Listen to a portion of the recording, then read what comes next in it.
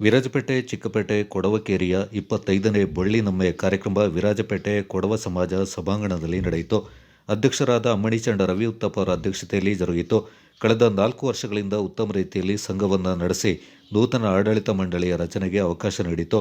ಮುಂದಿನ ಸಾಲಿನ ಅಧ್ಯಕ್ಷರಾಗಿ ಕಣ್ಣಂಬೀರ ಚಿನ್ನಪ್ಪ ಅವರನ್ನು ಅವಿರೋಧವಾಗಿ ಆಯ್ಕೆ ಮಾಡಲಾಯಿತು. ಕಾರ್ಯದರ್ಶಿಯಾಗಿ ನಿವೃತ್ತ ಸ್ಟೇಟ್ ಬ್ಯಾಂಕ್ ಉದ್ಯೋಗಿ ಬಿದ್ದಪ್ಪ ಅವರನ್ನು ಆಯ್ಕೆ ಮಾಡಲಾಯಿತು. ಮುಂದಿನ ಸಾಲಿಗೆ ಹಳೆಯ ಮತ್ತು ನೂತನ ಸದಸ್ಯರನ್ನು ಒಗ್ಗೂಡಿಸಿ ನೂತನ ಆಡಳಿತ ಮಂಡಳಿಯ ರಚನೆ ಮಾಡಲಾಯಿತು. ವಿದ್ಯಾನಿಧಿಗಳ ಬೆಳವಣಿಗೆ ಚಾರಿತ್ರ್ಯ ಆಡುವ ಮಟ್ಟಿಗೆ 1 ಲಕ್ಷ ರೂಪಾಯಿನ ವಿದ್ಯಾನಿಧಿಗೂ 1 ಲಕ್ಷ ರೂಪಾಯಿನ ಆರೋಗ್ಯ ನಿಧಿ ಇದು ಎಂಟನಿಂದ ಸ್ವಲ್ಪ ವಿಷಯ ಆಚೆಗೆ ನಂಗಳ ಕೈಯಲ್ಲಿ ನಾನು ವ್ಯಕ್ತಿಪದನ್ನು ಖುಷಿಗೊಂಡೆ.